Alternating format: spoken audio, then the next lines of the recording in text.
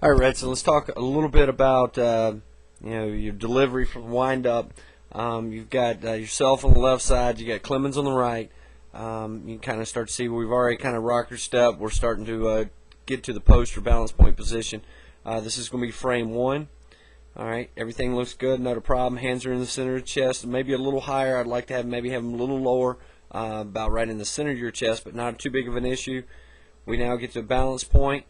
Okay, now I like where we're seeing here, and one of the things that I want you to really notice or think about is when we get to a balance point, and you're doing a good job of it here, but through your work through the winter, is making sure when we get to the balance point, I have this foot, the knee inside this foot.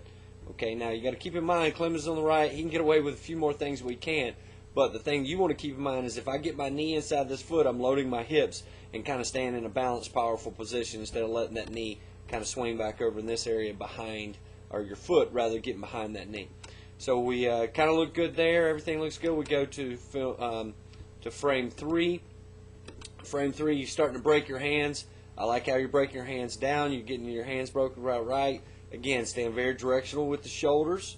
Head at the plate.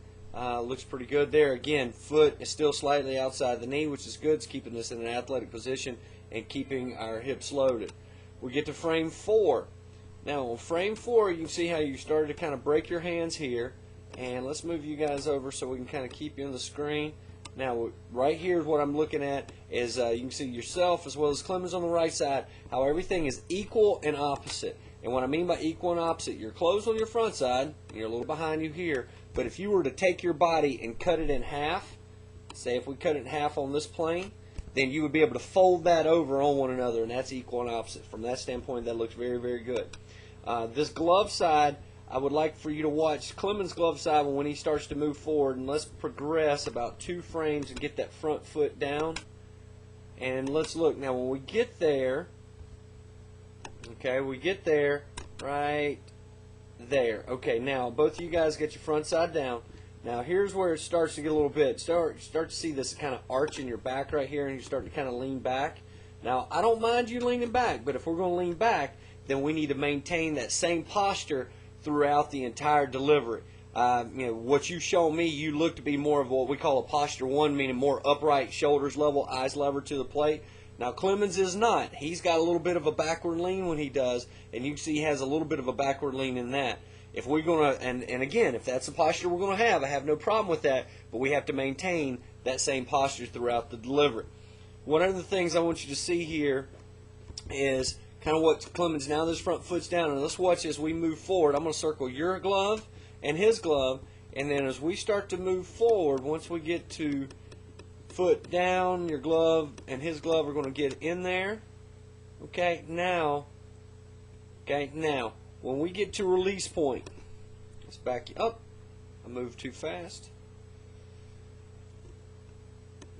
Let's move both of you guys back to release point. Now, on release point, you can see how his glove is right here in front of his chest. You can see how your glove is broken down here beside you. We want to try to keep that glove as strong as front side as we can. If you'll notice when you replay this, he actually has his glove closed, meaning he has tension in that front hand. One of the things you can work on this particular in keeping your front side closed is put a baseball in your glove as you're pitching, and as you go to pitch, I want you to squeeze that baseball, and what you'll find is it's going to firm up your front side and not allow that thing to fly out on you. The other thing I want you to notice is right here's where his ball is, and look at this lean that he has.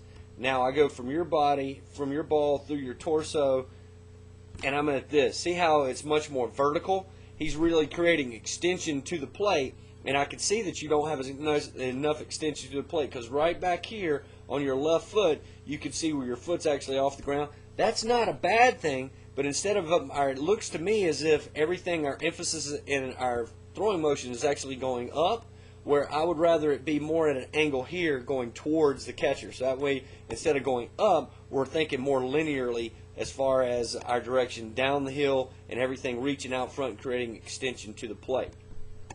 As we start to move forward here, you see how you immediately, when we started to finish, how your weight came up.